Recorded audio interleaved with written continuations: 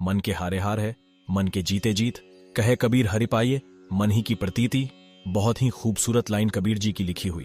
अर्थात मन के हारने से हार होती है, मन के जीतने से जीत। मनोबल सदैव ऊंचा रखना चाहिए।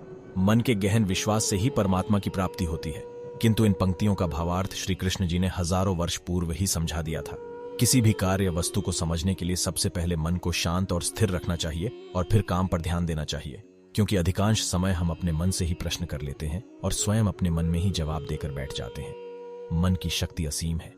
शक्ति का सही उपयोग करें तो मनुष्य अपने जीवन में कुछ भी प्राप्त कर सकता है। मनुष्य के लिए कुछ भी असंभव नहीं है। किंतु मन की शक्तियां जितनी शक्तिशाली है, उतना ही वह कोमल भी है।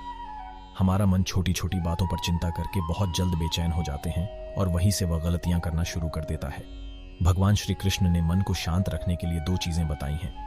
भगवद गीता में भगवान श्री कृष्ण कहते हैं, मन का बेचैन होना उसका स्वभाव है। हमें लगता है कि यदि हम अलग अलग बातों के बारे में सोचते रहेंगे तो हमें हमारा मन आने वाली हर मुश्किल और मुसीबत से बचा लेगा, पर ऐसा होता नहीं है। हम अपने जीवन का काफी अधिक समय सोच विचार करके परेशान होने में निकाल देते हैं। भगवान श्री कृष्ण कहते हैं कि मन का यह स्वभाव बदलना मुश्किल जरूर है, असंभव नहीं। जैसे कि हम लोमड़ी को बोले कि वो चालाकी न करे या कुत्ते को बोले कि वो भौंके ना। हमारा मन ऐसा ही है। जीवन में कुछ भी होता है, अच्छा या बुरा, हमारा मन उस पर चिंतन करने लगता है। ये कोई बुरी बात होती भी नहीं है, लेकिन हमारा मन परेशानी की ऊंची ऊंची लपटें लेने लगता है। कभी कभी तो ऐसा लगता है कि हम में से कई लोग सिर्फ जी ही इसलिए रहे हैं कि परेशान रह सके। सारी परेशानी, पीड़ा, दुविधा अक्सर हमारी मन की बनाई हुई कहानियां होती हैं। भगवान श्री कृष्ण हमें हमारे मन को शांत और स्थिर करने के लिए 2 उपाय देते हैं। पहला, ध्यान लगाना तथा दूसरा, वैराग्य भाव सीखना।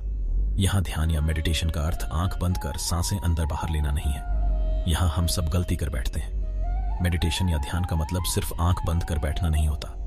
मेडिटेशन का मतलब होता है अपना पूरा ध्यान किसी चीज पर लगाना और उसे हटने नहीं देना। अगर आप पढ़ाई कर रहे हैं तो सिर्फ उस पर ध्यान दीजिए।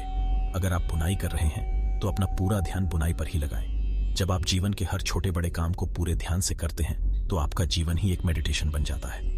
ऐसे जीवन में शांति, स्थिरता, साहस और सफलता का होना अनिवार्य है।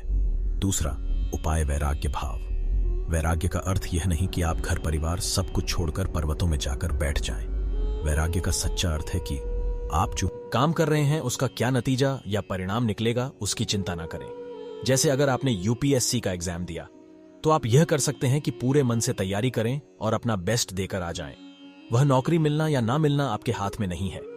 इस नतीजे के पीछे अलग अलग चीजें हैं जो आपके कंट्रोल में नहीं। हम अपनी जिंदगी की सभी घटनाओं पर नियंत्रण नहीं रख सकते, पर उनसे निपटने के लिए सकारात्मक सोच के साथ सही तरीका तो अपना ही सकते हैं। तो जिस चीज के बारे में आप कुछ कर नहीं सकते उसके बारे में चिंता भी ना करें। यही वैराग्य का सच्चा मतलब होता है। और यही है भगवान श्री कृष्ण का दूसरा उपाय, मन को चिंता से बचाने का। हम जो काम करना चाहते हैं उसे आरंभ तो करें। यदि हम पहले ही उसके परिणाम के बारे में नकारात्मक सोच लेकर बैठ जाएंगे तो हम वह कार्य कभी शुरू ही नहीं कर पाएंगे। आने वाली बाधाओं को सोचकर बैठ न जाएं। हम लोग सफल तो होना चाहते हैं, किंतु थोड़ी सी असफलता से परेशान हो जाते हैं और सोचने लगते हैं कि हम तो ये नहीं कर सकते या ये मुझसे ये नहीं हो सकता। यदि हम बीच में रुक गए तो हमेशा मन में अफसोस रहेगा कि काश हमने प्रयास तो किया होता। अधूरे छूटे काम हमें हमेशा कमजोर होने का एहसास दिलाते हैं। जो लोग ईमानदारी से सोचते हैं वे समस्याओं से उबरने के उपाय खोजते हैं। वे भले ही हार जाए, पर सफल होने की आशा उनको नए तरीकों से आगे बढ़ने की प्रेरणा देती है।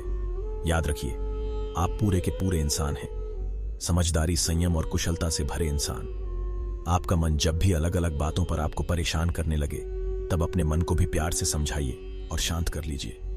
बस अपने ऊपर और ईश्वर पर विश्वास रखिए कि आपका बुरा कभी नहीं होगा। राधे राधे।